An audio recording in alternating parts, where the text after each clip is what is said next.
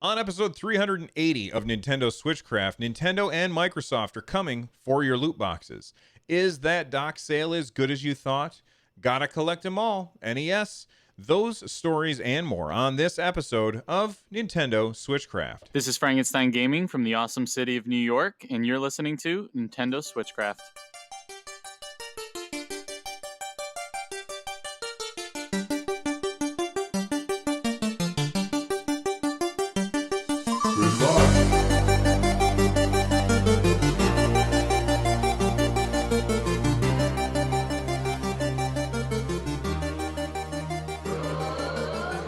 Hey everybody, welcome back to Switchcraft. It is brought to you live every Monday, Wednesday, Friday, and Saturday.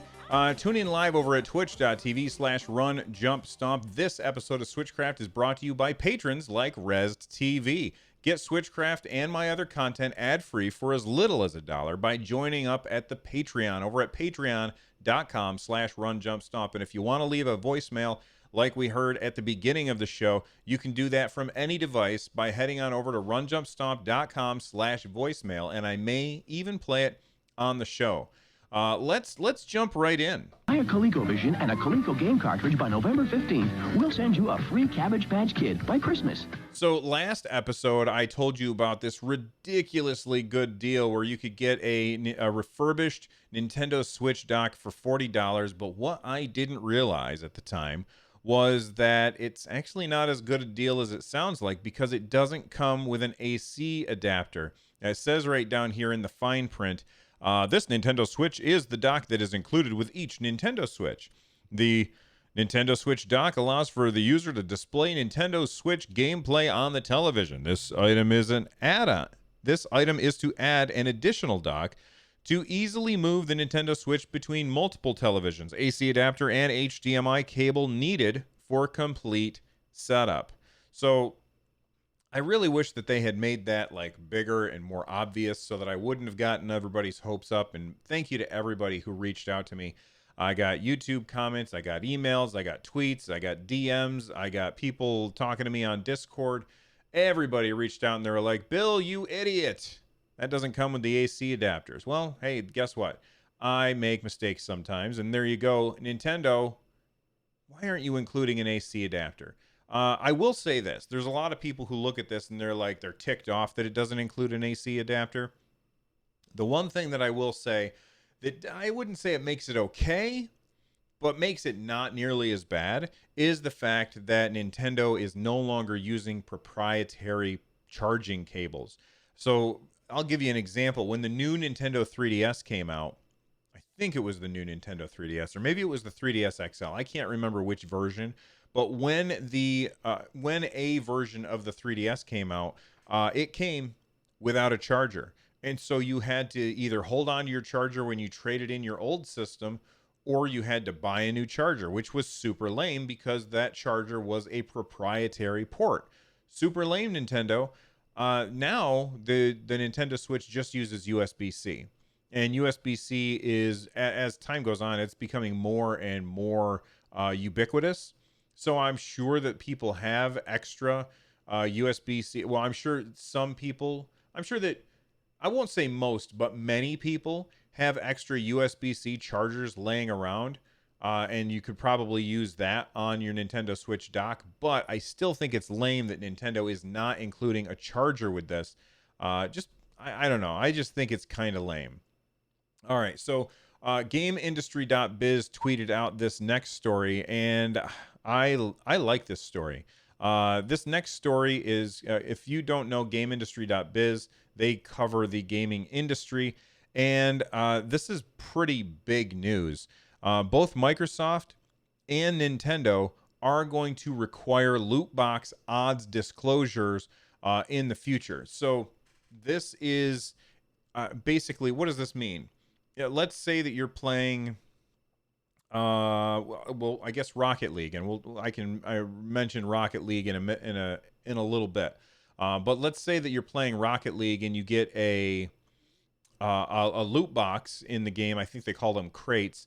And then you go to the store and you buy a key in order to unlock said crate. And maybe you get some skins for your car, or a trail for your car or new wheels or something. I don't know. Whatever it is, you're going to unlock some stuff.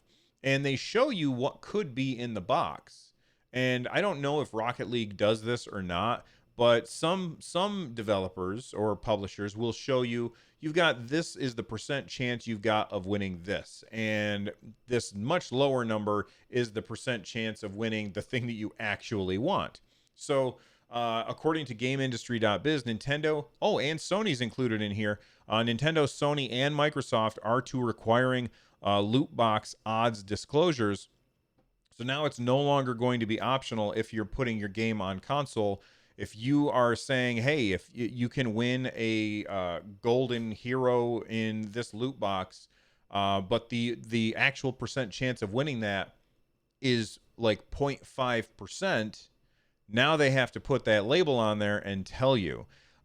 This is actually really awesome, and I think it's fantastic that the platform holders are holding the publishers accountable for their predatory business methods. And I have no problem saying that their business methods are predatory. And actually, you know what? I brought up Rocket League. I might as well mention it now. I'm not going to go into the whole thing, but Rocket League is having a major change to their monetization model to be a little less predatory, because they are, well, maybe a little less predatory because they are getting rid of loot boxes completely. There's no longer going to be, once they make this change, any loot boxes where you can go in the game, pay money to open up a guess at what you're getting. However, what you can get is, or what you can pay for is, look, this is the item that I want. This is how much it costs. I will give you my money. Thank you for the transaction. That's what's going to be in Rocket League going forward. Now, I say that I think that this is an improvement. Without a doubt, this is a huge improvement. However, I wouldn't say that it's less predatory. And if you want to know more, there's a video that I posted on my YouTube channel, which is called, zoop, zoop, zoop, I'm scrolling down. Rocket League says goodbye to loot boxes. So go to youtube.com/runjumpstomp and check out that video. And I explain in the video how, while I think that this is a good change, I also anticipate that there's going to be things that come along with it that are bad. So go ahead and make sure that you check out that video. And while you're there, make sure you drop a like and a subscribe and all that stuff. And hey, if you're watching this video on YouTube, hit that like button, because it really does help, especially because YouTube is changing their algorithm to make it so that unless you're in your subscribed feed, you're going to see less of the content of the stuff that you're subscribed to. They're going to really make you focus more on things that are recommended for you. Anyway, I think that this is a fantastic story, and good on the 3 console platforms for making this a requirement. I think, great job. Let's talk about some NES games for sale. Number one, there is somebody found a sealed copy of Kid Icarus. If you never played Kid Icarus, you're missing out. It was a great game. It's very, very hard. But this sealed copy of Kid Icarus was found in somebody's attic. I guess the mom bought it for the kid and then put it in the attic and then forgot about it. A good example or a good reference point for this would be in National Lampoon's Christmas Vacation, when Clark is up, he's trapped in the attic. And, don't yell at me about spoilers. This is a really old movie, all right? But Clark is up in the attic, and he's putting away the Christmas gifts that he got for his family, and he finds an anniversary present that he bought for his wife in his hiding spot that he never gave to her, which is hilarious. I always found that to be a really hilarious scene. So I imagine that this person was up in their attic looking around, and then they find this sealed copy of Kid Icarus, and they sell it for $9,000 at auction, which is just absolutely crazy. But if you think that was crazy, while that's really cool, I don't think it's nearly as crazy as Pink Gorilla. And if you don't know what Pink Gorilla is, I believe, if I'm correct, it is a video game retailer that specializes in old games and import games, and they're in Seattle, Washington. And I've seen them featured on like YouTube videos where people are making sure that something is authentic. Well, somebody just brought in to Pink Gorilla's store in Seattle this copy of Nintendo World Championships. If you don't know, this is like one of the rarest video games of all time. Back in 1990, Nintendo held the Nintendo World Championships, and they had these modified NES cartridges, which just had like this sticker on them where you could adjust the dip switches to play the different games that you were going to play. And these are what was used during the competition. And these are incredibly rare, but somebody brought one in to Pink Gorilla. They have not said how much they paid for it, but they did tell the person, hey, just so you know what you're bringing in, this is the price that most of these are going for, and we're going to offer you a fair price for that. So I think it's awesome that they are totally upfront about what this was worth, because they could have said, oh, sure, I'll give you $20 for that, and then turned around and sold it for thousands and thousands of dollars. This thing is incredibly rare, and Pink Gorilla has authenticated copies of this before, so if they're going to spend money on something, you know that it's probably the right thing and it's a real deal. But this is a new serial number that nobody knew about. Everybody, like, if you're watching this on YouTube, then you can see this, or if you're watching the live stream, on the picture on the upper left of the sticker, it says number 302. That's the serial number for this one. There's only so many of these out there, but this is a new serial number that nobody knew about before, which is pretty interesting. I think it's exciting, and every time I go to like a swap shop or a flea market, I always look through the NES games, trying to see if there's anything weird in there that jumps out at me. And I've never been lucky and found that, but I think it's awesome. Res TV is in chat is reminding me the gray ones are the ones that were played on stage or given to Nintendo staff contestant. The gold ones are even more rare. I think there were only 26 gold ones made.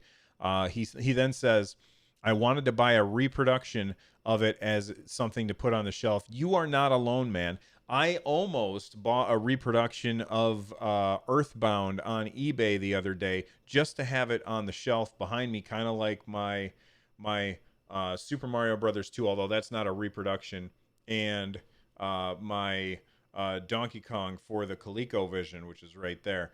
I like collecting this old stuff, this old Nintendo stuff, very much so. So, I always keep my eye out for stuff like this. And, if you ever come across stuff like this, make sure that you take pictures of it and drop it in our community Discord, and let everybody know that you found this cool thing. And if you want to join our Discord, which you absolutely should, because there's hundreds of awesome people in there, head on over to runjumpstomp.com/Discord, and you can join us over there and have a bunch of fun.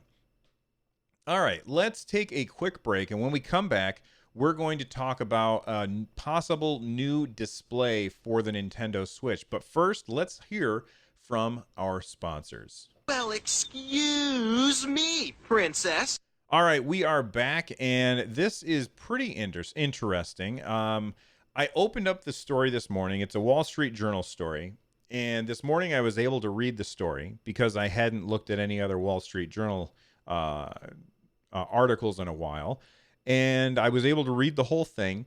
But then I foolishly closed the window, and when I opened it back up, now it wants me to subscribe to read the whole story.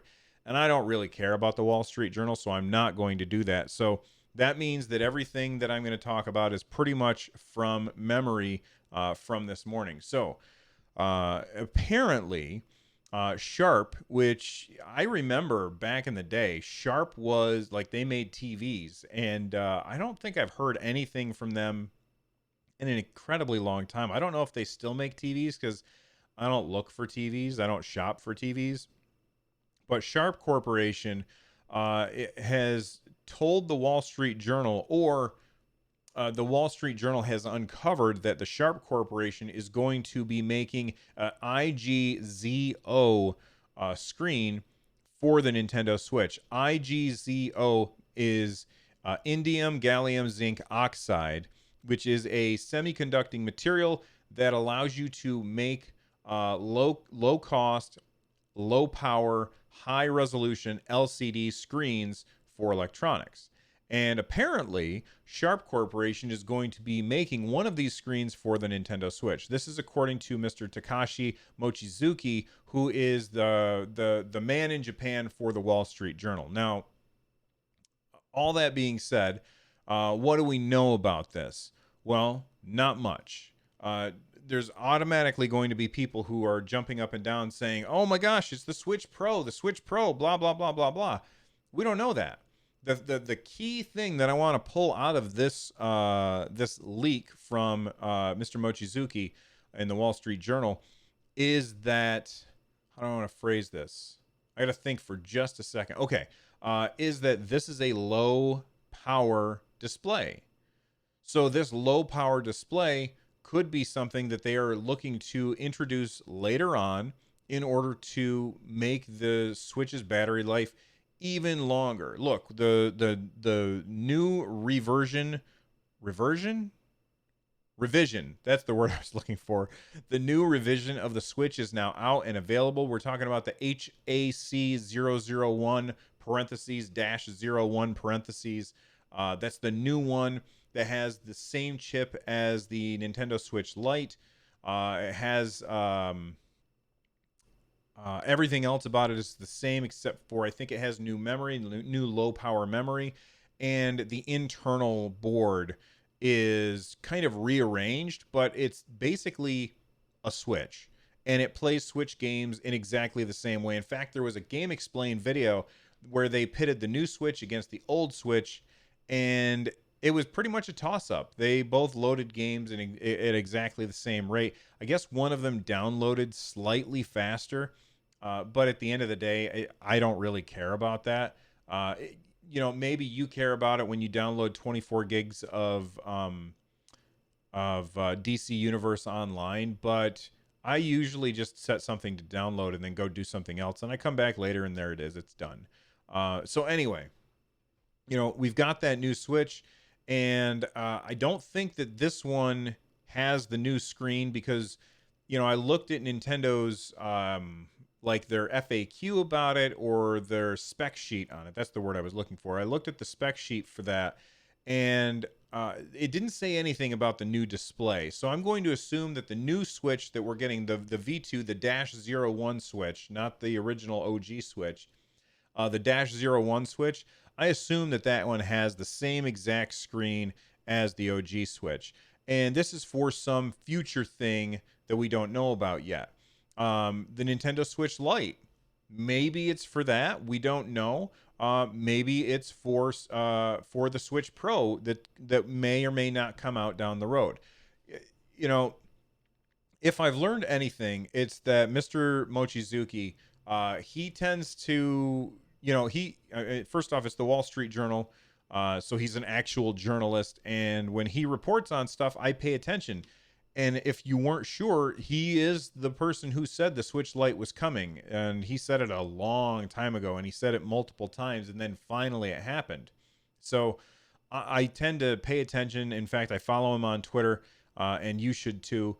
And I think that this screen would probably make sense to be put into a Switch Pro down the line, possibly 1080p. Low power, so it doesn't draw nearly as much power as a 1080p version of whatever we've got in the Switch now. But I'm curious as to what you guys think. If you're watching on YouTube, leave a comment down below. Let me know if you think that this screen is going to be used in a Switch Pro, or if you think it's just going to be used in future revisions of the hardware, like the Switch -01 version. Anyway, I brought up DC Universe Online. I want to talk about that for a second. DC Universe Online just came out, I did spend the time downloading it, which is to say that I started the download and went to sleep, and then I played it a little bit the next day, and I played it just long enough for me to say, "Whoo, man, this game is ugly." And I don't remember it being this ugly, so I don't know if it's really ugly on the Switch, and it looked better in the past. I would have to re-download it on my PC in order to find out, and I'm not really interested in re-downloading the whole thing, but man, it looked ugly on the Switch. I made a character, I went through the tutorial, and fought alongside Superman for a little while. The game just didn't hold my attention. It seemed to, and I'm sure that there's people out there who love this game. And if you're one of those people and now you can play it portably, then all I have to say is congratulations to you. But man, I couldn't get past the clunky, the controls just felt clunky. This is obviously a game that was originally made for PC. That's where I played it originally. And they didn't update the UI really at all for controllers. You would think that they would, have the buttons be, in like a plus formation, so that when you're hitting your face buttons, you know exactly where it is. But no, they still have the row along the bottom like they do if you're using mouse and keyboard on PC. They just didn't update the UI, and that alone just screams to me lazy port. If you're going to make an MMO, which are games that traditionally have a ridiculous number of inputs, then the least you could do is redesign the UI to make sense for a controller, even though you made it for PC. That being said, I'm not going to spend any time playing it, and I've already uninstalled it or archived it on my Switch. But it's a free-to-play game, and there's a couple things that I want to point out. First off, it does not require Nintendo Switch Online, and I think that that's pretty important. It doesn't require Nintendo Switch Online, so you can play it and connect to the internet and play online all you want, even if you're not subscribed, which is great. Another game that doesn't require that is Fortnite, I believe. Also, it has built-in voice chat, apparently, and the voice chat is built into the game. Like it doesn't use your stupid phone app that Nintendo wants you to do. So this is not the first game that does that, but it's the next game that does that, and I think that that's really, really awesome. It's a free game, but there is a subscription that you can pay for that gives you access to more stuff. So I thought I would really quickly let everybody know about what exactly you get from subscribing or for free when you play DC Universe Online. So there's three tiers to people who play the game. The free tier, these are people who play for free. Then there's the premium tier. This is if you have spent $5 on the game or more. And then there's the legendary. Let me try that again. Then there's the legendary tier. The legendary tier means that you are subscribing $15 a month. And that's obviously going to give you the most stuff. But if you're playing for free, you get to access the game for free. You get all game updates. You can purchase expansion packs if you want, or you can stick with just what the game launches with, which I'm sure is plenty of content to keep you busy for a while. It gives you 2 character slots, 28 inventory slots, 0 auction slots, so you can't auction things. Now, why is this important? Actually, I'm not going to tackle this. This is important for a reason which I will explain in a little bit. 12 bank slots, no trading. Again, this is important, and I'll explain why in a little bit. In-game currency is 1,500 max. Again, this is important. I'll explain why in a little bit. The chat is limited. You can have 6 text chat messages per 30 seconds. Why is this a restriction? Again, this goes along with all those other things that I said is important, and I will explain in a little bit. You can send text mail, but you can't send items or money to another player. And you don't get very much support. You get 1 free ticket per week, whatever. Or no, that's vault tickets. I don't really know what that is. If you're a fan of DCUO, feel free to let me know. And you can play players leagues. All right. All of those things that I said, that's important. And I'll tell you why in a second. Now I'm going to tell you why. all of those things that are restricted, the amount of money that you can have, the ability to mail items around or money around, the ability to talk to people, all of that stuff is restricted. And the reason why it's restricted is to combat bots. So if you are somebody who wants to play the game for free, I would recommend that you just spend $5 on the game so that you can get the premium access, because a lot of those restrictions go away. In MMOs, a common problem, and I'm going to try and wrap this up soon, a very common problem that you run into is bots running around the world, killing things, looting things, and then they have these bots doing all of this work, and then they take the currency and then they sell that to people on like a website like Gold for Gems or whatever, some stupid website, and they will spam the URL for that in chat. So all you see is their nonstop advertisements of stuff. So that's why the text chat is limited. They can't send out nearly as much garbage infecting everybody's gameplay. But then people who see that and they don't know any better, they go to this website and then they buy gold, and sure enough, they get the gold, but they also gave that company their credit card number, and then that credit card gets used someplace else, and they end up getting ripped off. This is a huge problem in MMOs, and this is how they have to combat it, by making the bots pay money in order to access better features. And yeah, I'm all for it. So if you want to get rid of some of those, you can pay $5. If you want to subscribe every month, you get all of the game, you get free access to all of the DLC. So that means every time DLC comes out, you have access to all of it. This is very common MMO stuff, but I know a lot of my audience, they don't play a lot of MMO games because they're not on the Switch. So something to keep in mind. Inventory slots, you get 63. That's such a weird number. Why the hell 63? It's not even divisible by anything, is it? Is it? I don't think it is. Anyway, you get the picture. Again, I'm not going to be playing this game. It doesn't look fun to me. I played just a little bit of it. It might have been fun back in the day, but it just doesn't hold up. All right, real quick before we get out of here, because we are quickly approaching 30 minutes. We did have an update on Pokemon, and let's talk about that very, very quickly. In addition to the cool little video that they posted, they also said or talked about or showed off a new feature called Polka Jobs. So in the Galar region, it is very common for people and Pokemon to work together. Many corporations and universities request the help of Pokemon through what are known as Polka Jobs. So what is a Polka Job? Basically, it's a quest that you can send your Pokemon that are in your box, or in your box, to go do. So if you're not familiar with Pokemon, you have a box filled with Pokemon, and then you have your team that is with you.